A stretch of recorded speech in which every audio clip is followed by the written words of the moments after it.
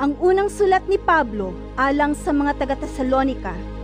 Unang Tesalonika, Kapitulo 1. Gikan ni Pablo, ni Silas ug ni Timoteo, alang sa iglesia sa Tesalonika, nga iya sa Dios nga Amahan ug sa Ginoong Hesukristo.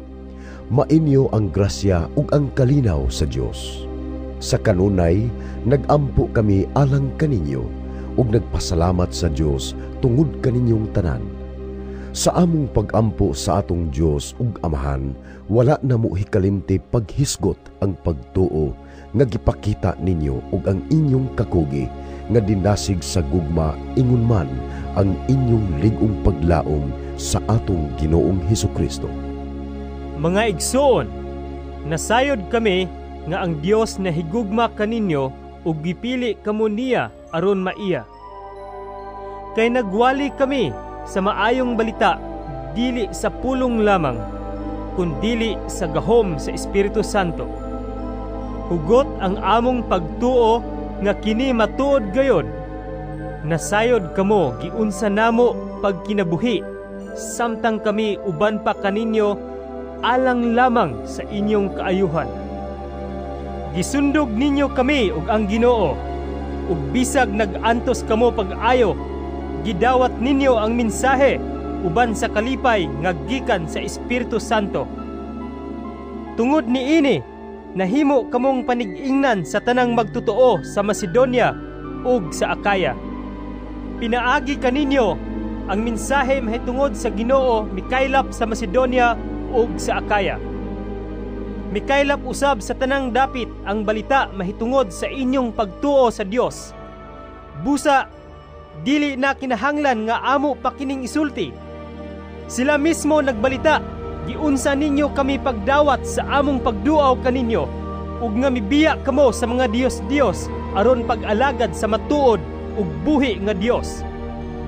Nagbalita usab sila sa inyong pagpaabot sa iyang anak nga si Jesus, nga muanhi gikan sa langit. Gibanhaw siya sa Dios ug siya maoy magluwas kanato gikan sa umaabot nga kasuko sa Dios. Unang Tesalonika, Kapitulo 2. Kamo mismo mga igsoon, nasayod nga wala makawang ang among pagduaw kaninyo. Nasayod kamo nga sa didto pa kami sa Filipos, gipaantos o gipakaulawan kami. Apan gidasig kami sa Dios sa pagwali kaninyo sa iyang maayong balita, bisan pagdaghang misupak niini. Dili sayop ang among giwali, dili usab daotan ang among tuyo, ug wala kami maglimbong kang bisan kinsa. Nagwali kami kay napamatud-an sa Dios nga kapiyalan kami sa maayong balita. Wala kami tuyo sa pagpahimuot sa tao, kundili sa Dios nga nagsusi sa atong kasing-kasing. Nahibalo kamo nga wala kami mag-ulog-ulog kaninyo o may gitabon-tabunan nga kahakog, ug ang Dios maoy among saksi. Wala kami tuyo nga daygon ni bisan kinsa, bisag mahimo namong gamiton ang among awtoridad ingon nga mga apostolis ni Kristo aron ipabuhat kaninyo ang among gusto. Apan sa diha pa kami uban kaninyo, nagmalumo kami kaninyo sama sa usa ka inahan nga nagmatuto sa iyang mga anak. Tungod sa among gugma kaninyo, among giwali kaninyo ang maayong balita sa Dios. Gitahan usab namo ang among kaugalingong kinabuhi, kay kamo gimahal man namo pag-ayo. Mga igsoon, sa walay duha-duha, nahinumduman pa ninyo giunsa namo paghago. Nagtrabaho kami adlaw ug gabi, aron dili kami makahasol kaninyo sa among pagwali kaninyo sa maayong balita sa Dios. Kamo ug ang Dios saksi nga putli.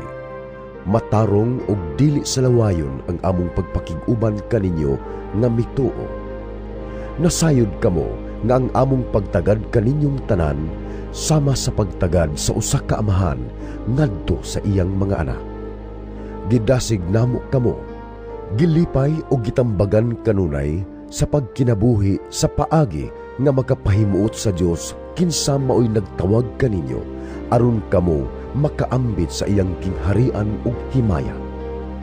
og gipasalamatan usab namo kanunay ang Dios, kaysa dihang giwali namo kaninyo ang iyang mensahe, namati kamo og gidawat ninyo kini, dili ingon nga iya sa tao, kundili iya gayod sa Dios, kay ang Dios naglihok diha kaninyong mga magtotoo.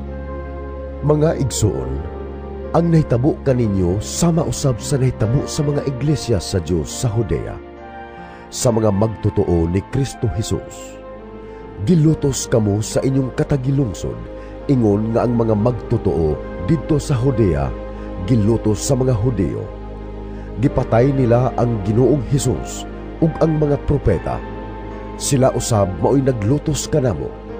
Busa sila wala makapahimuot sa Dios ug kaaway nila ang tanang tao. Gibabagan gani kami nila sa pagwali ngadto sa mga dili Hudeo sa mensahe nga makaluwas kanila. Kining gibuhat nila maoy nakapuno sa taksanan sa ilang pagkadautan, busa gisilutan gayod sila sa Dios. Bahin kanamo, mga igsoon, niadtong panahon nga kami nahimulag kaninyo sa makadiyot, kanunay kaming naghandom kaninyo. Gimingaw kami pag-ayo kaninyo, og naningkamot gayod sa pagpakikita kaninyo. Buot kami nga muduaw kaninyo pag-usap. Ako si Pablo, sa makadaghan nagplano pagduaw kaninyo, apan gibabagan kami ni Satanas. Kamu lamang ang among paglaom, ang among kalipay, ug ang hinungdan sa pagpagarbo namo sa among kadaugan at tubangan sa atong Ginoong Hesus inig-anhi niya. Kamu gayod ang among garbo ug kalipay. Unang Tesalonica, Kapitulo 3. Sa wala na gayod namo maantos ang kahingawa, nagpabilin kami sa Atenas. Unya, among gipadala kaninyo si Timoteo, nga atong igsuon ug kauban namo sa buluhaton sa Dios, sa pagwali sa maayong balita, mahitungod kang Kristo. Gipaanha namo siya aron pagdasig kaninyo ug paglig-on sa inyong pagtuo, aron walay usa kaninyo nga matarog tungod ni ining mga paglutos. Kamo mismo nasayod nga ang mga paglutos nga sama ni ini kabubuton sa Dios alang kanato. Kay samtang kami uban pa kaninyo, amo kamong gipasidan-an nga kita lutuson gayod, ug sumala sa inyong nasayran maugayod kini ang nahitabo. Busa sa dako kong kahingawa, gipaanha ko si Timoteo aron pagsusi kung naunsa na ang inyong pagtuo, kay nabalaka ako nga natintal kamo sa yawa, ug unya makawang ang tanan namong kahago. Karon nahibalik na kanamo si Timoteo ug anindot ang iyang balita mahitungod sa inyong pagtuo ug paghigugma. Matud niya, kanunay kamong naghandom kanamo ug buot muduaw kanamo, ingon nga kami buot muduaw kaninyo. Busa mga igsuon, taliwala sa tanan namong kalisdanan ug pag-antos, nadasig kami tungod sa inyong pagtuo. Kay tamis gayon ang among kinabuhi kung kamo magmalig-on diha sa Ginoo. Dili igo ang among pagpasalamat sa Dios tungod sa dakong kalipay nga gihatag sa Dios nga rikanamo pinaagi kaninyo. Sa kinasing-kasing naghangyo kami kaniya adlaw ug gabi, nga iya unta kaming paanhaon kaninyo aron mahatag namo ang tanan nga gikinahanglan sa paglig-on sa inyong pagtuo. Nagampo kami nga ang Dios nga atong Amahan ug ang atong Ginoong Hesus maghatag kanamog higayon sa pagduaw kaninyo. Hinaot unta nga dugangan sa Ginoo ang inyong paghigugma ngadto sa usag-usa ug sa tanang tao sama sa among paghigugma kaninyo. Niining paagiha, lig-unon niya ang inyong kasing-kasing ug mahingpit kamo ug walay makitang salawayon diha kaninyo at tubangan sa Dios nga atong Amahan inig-anhi sa atong Ginoong Hesus, kinuyugan sa tanan niyang mga balaan. Unang Tesalonica, Kapitulo 4. Sa katapusan mga igsuon, nakatunan ninyo gikan kanamo ang pagkinabuhi nga makapahimuot sa Dios ug ingon niini ang inyong pagkinabuhi. Karon sa ngalan ni Ginoong Hesus, naghangyo kami ug nag-awhag kaninyo sa pagkinabuhi ug labi pang makapahimuot sa Dios, kay nasayran naman ninyo ang among mga pahimangno kaninyo sa ngalan sa Ginoong Hesus. Gusto sa Dios nga magmaputli kamo pinaagi sa hingpit nga paglikay sa immoralidad. Kamong mga lalaki, angayng masayod unsaon ninyo pagpakighiusa sa inyong asawa, sa paagi nga balaan ug dungganan ug dili inaghat sa kaulag, sama sa gibuhat sa mga tao nga wala magtuo sa Dios. Busa ayaw ninyo panamas-tamasi ug yatake ang katungod sa inyong isikataw bahin niining mga butanga. Gipahimangnuan na namo kamo kaniadto nga ang magbuhat niini silutan gayon sa Ginoo. Ang Dios wala magtawag kanato aron magpuyo kita sa sala, kundili aron magkinabuhi kita nga balaan. Busa ang magsalikway niining pagtulon-ana wala magsalikway sa tao, kundili sa Dios nga mao'y naghatag kaninyo sa iyang Espiritu Santo. Dili kinahanglan nga magsulat pa ako kaninyo mahitungod sa paghigugma sa inyong isig ka magtotoo. Kay kamo gitudluan naman sa Dios sa paghigugmaay. Ug mao gayud kini ang among gibuhat sa tanang kaigsuonan sa tibuok Macedonia. Busa, mga igsuon, naghangyo kami kaninyo nga dugangan ninyo ang kainit sa inyong paghigugmaay.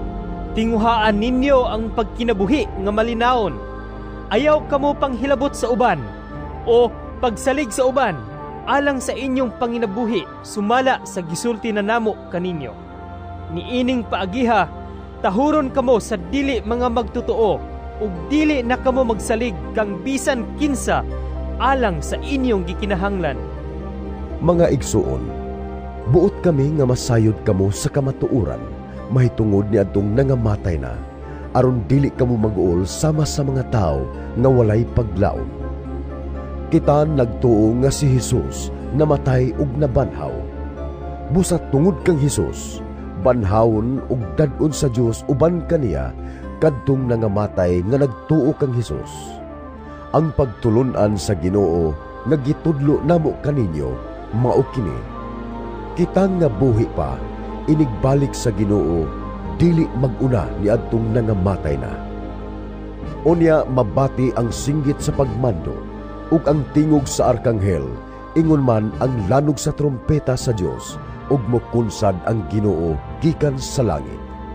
Maoy unang mabanhaw kadtong nangamatay nga nagtuo kang Kristo.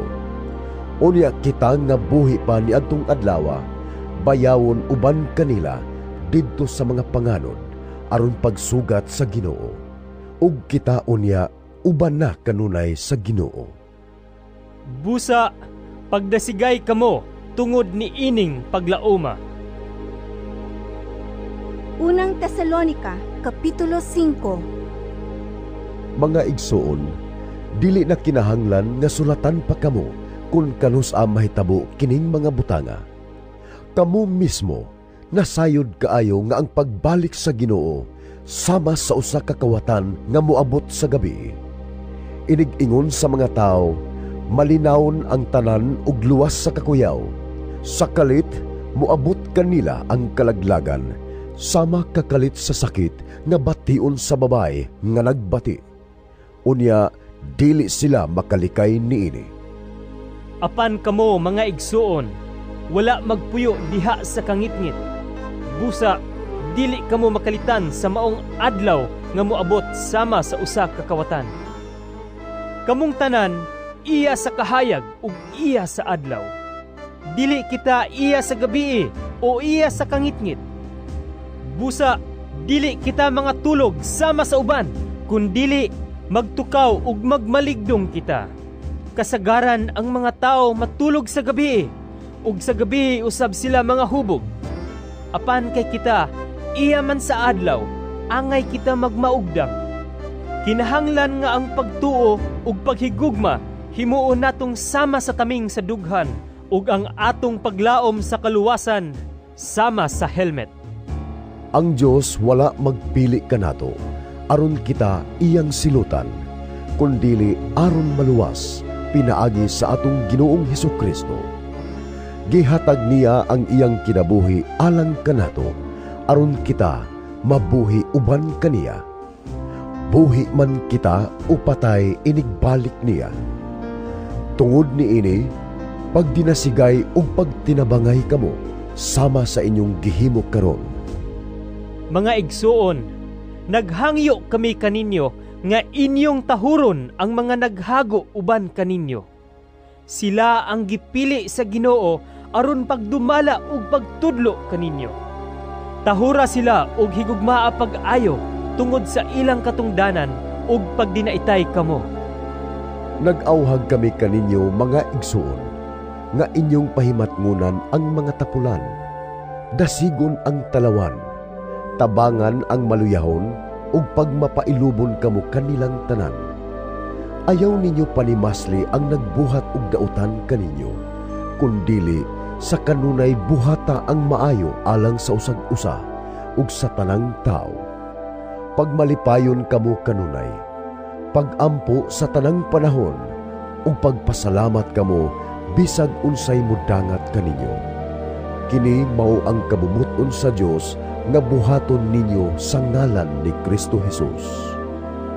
Ayaw ninyo santaa ang Espiritu Santo. Ayaw tamaya ang mga mensahe gikan sa Dios. Sutaan ninyo ang tanan. Ampingi ang maayo ug isalikway ang dautan.